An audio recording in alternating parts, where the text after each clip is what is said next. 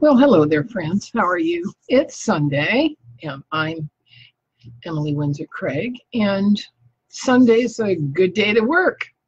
I just spent the last couple of hours listening to NASA whistleblowers as they've taken us back to the days right after the 9/11 debacle. And it has brought me full circle as far as my entire existence in this incarnation goes, all the way back to my childhood, because Uncle Emmy died of leukemia, because he was subject to witnessing the atomic bomb testing. And during the McCarthy era, Uncle Marty was blackballed and couldn't work for years because of his political leanings, but he was never charged with any crime. It was Uncle Gene who was charged with sedition and trying to overthrow the government and spent his last years at Leavenworth. All right, and then when I was late teenager, that I worked in the campaign for Barry Goldwater before I was even old enough to vote. All right. And so I've always been aware of the desire of the left to overturn what we would call civil society in the West. That has been going on my whole life. I think my first political awareness was at the age of 8 in 1952. I watched the entire Republican nominating convention of Eisenhower on television, on our first little 17-inch black and white TV. I watched the whole convention. I thought it was cool. All right, and so I've been politically aware from a very young age. And I've also been aware that the political system is and has been run like a banana republic, out of total disregard for its founding documents. Because what happened to Uncle Emmy, what happened to Uncle Marty, and what happened to Uncle Gene were outside of the limits and boundaries of the Constitution as I was taught what the Constitution is. So I knew in the 50s that the United States of America was not abiding by its own Constitution. It was for the feed and care of the wealthy. And even in school, we learned about the robber barons and the wonderful things that the robber barons did, but not the things that made this country into a banana republic. And that is the consolidation of military and medicine that occurred when Operation Paperclip brought the German Nazis to America after World War II. So psychiatry and rocket science have been run by Nazis since World War II. Magic 12, I have the documents from Magic 12. And when I got onto a buzz, the New York Times forum, in 2001 to 2004, I used to chat with George Herbert Walker Bush. And he was a very arrogant guy, very, very arrogant, and very proud, and very disdainful of the fact that I was a woman who was objecting to the fact that laws weren't being abided by. And he revealed to me, and I'll give you the link to the transcript, his connection to the death of JFK. I remember the day that JFK was killed, just as if it was yesterday. My daughter Heather was a little rugrat on the floor at the time. She's now 57.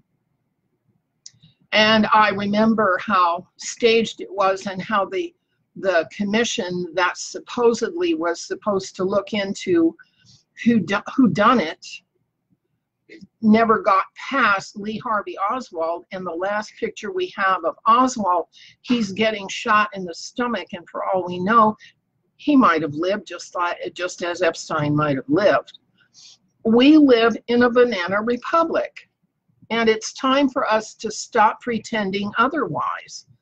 And I just spent 2 hours listening to former staff in the intelligence community who are bleating and whining about the fact that the Constitution isn't being followed, the 1789 Constitution. But how come they don't know that there's an organic Constitution from 1871 that only consists of a square mile of Washington, D.C. and leaves all of the states as completely separate? It's the United States of America is just a corporation in Washington, D.C. is all it is. And it operates on maritime admiralty and corporate statutes, not on common law. And so in this turmoil over what happened to President Trump, everybody has forgotten what common law is. Common law is writing laws that regulate, punish harm done to people. Harm. What harm did Donald Trump actually accrue as a result of the spying that was effected against him? None. So there was no crime. He wasn't harmed by that. But the harm that has been turned up, the Wiener laptop that talks about sex trafficking and pedo networks and pay to play and charity fraud and money laundering and gun running and drug running, all of that is just let lie, you know? It's like the 9/11 attack. Okay, we know who did it. We know who did it. This analysis by a pseudonym, Dr. Pastori. I got this analysis in 2002. It has been on my website, abidemiracles.com, since 2002. The whole thing is free if you just go to the page. It's 911zionism.htm. In the book, it's 75 pages. And that's because I've added pictures and I've added citations, okay? We know who did 9/11. It's never been prosecuted. And that says that the people who are in charge of prosecuting harm against our nation are not doing their job. Now, is that treason? Is that sedition? Is it malfeasance? Is it insubordination? What is it? Well, the foxes run the hen house.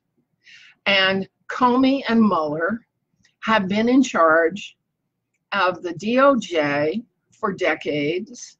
And Mueller's in the 9/11 litany, okay? They're all the same people doing the same things and using the process by the book to cover up the crimes against the nation. Now, we have an election coming up, and we already know that the Democratic Party has sold out to the far left, and they want mail-in voting so that they can harvest votes from illegals, from dead people. They want to rig the election like they tried to do last time. We know this. We know that they're ready to rig it because they can't stand the fact that the child sex trafficking is being interdicted, and the drug trafficking is being interdicted, and the gun running isn't so easy anymore, that Biden and his cohort, I mean, Adam Schiff is in up to here with the same gun running deals that Biden is into. Selling depleted uranium is big bucks, man. And drugs, okay, that's where the money is now. We live in a country in which our primary businesses are crimes. Drug running, gun running, child sex trafficking, and revenue enhancement.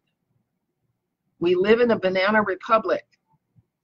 Too many of our public servants don't have a clue about the fact that the 1789 Constitution was overturned and overwritten in 1871 and again in 1913 and again in 1933. They're still teaching the classic official history in school, and people buy it. Okay? So what can we expect of ourselves in a country that's a banana republic? Nobody is safe here. Even the 1% who have absconded and hoarded tens of billions of dollars are put to work destroying what's left of the ethical backbone of this country, which is the holy laws of Moses, which are simply behavioral. Do a good thing, you should get a good outcome.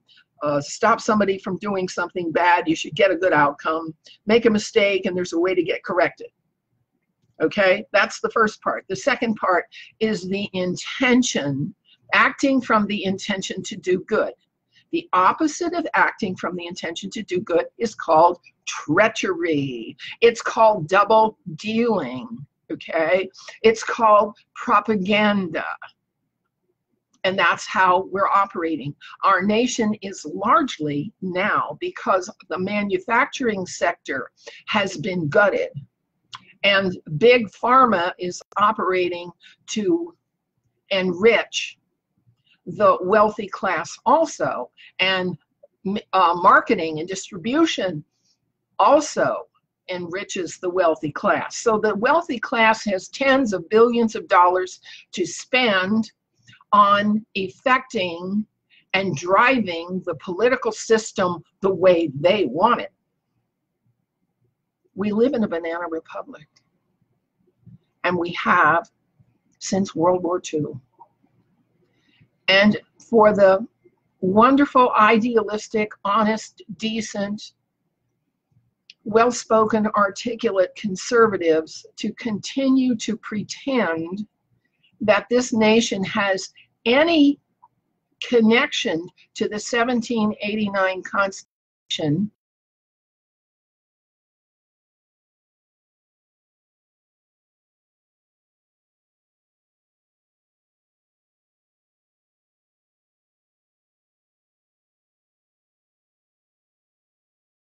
out of corporate statutes is deep denial. That's not what's happening. If you'll notice, relationship problems that are adjudicated in superior courts now, the rulings have to do with money, never mind the resolution of relationships. Everything is about money, money, money, money. And that's because the legislatures operate by protection rackets, which bribery, pay to play, okay, slavery, all right, usury, these are all protection rackets. Piracy, my fear is that the new Space Force is a bunch of pirates because they don't have any ethical basis in the treaties that were forged by Eisenhower and Bush. Eisenhower and Bush didn't have an ethical sense. Eisenhower's the guy who firebombed 100,000 Christians in Dresden, Germany, he wasn't a nice guy. All right, and Bush presided over 9/11 and went to a kid's school and stared at the book upside down. Okay, we knew what kind of a kumalimal he was or is. All right, so the mainstream media is in complete collusion with the leftist parties that want to reduce what is left of this country to a literal banana republic after the manner of Venezuela and the former Soviet Union. That's what they consider their ideal. If you've read the methods of Saul Alinsky and the methods of the Frankfurt School and the methods of the protocols of the learned elders of Zion, you know that the left does not use methods that are either optimistic, decent, civil, or have any honor to them. They're all about disruption and dislocation and throwing the people who work under the bus. So, what kind of retribution can we expect now? Here in California, you have to stay in or wear a mask, and the mom and pop businesses have all been destroyed. I don't know if the farms have all been destroyed. I don't have access to that knowledge, but it wouldn't surprise me because the governor is an absolute leftist, the way Nancy Pelosi, his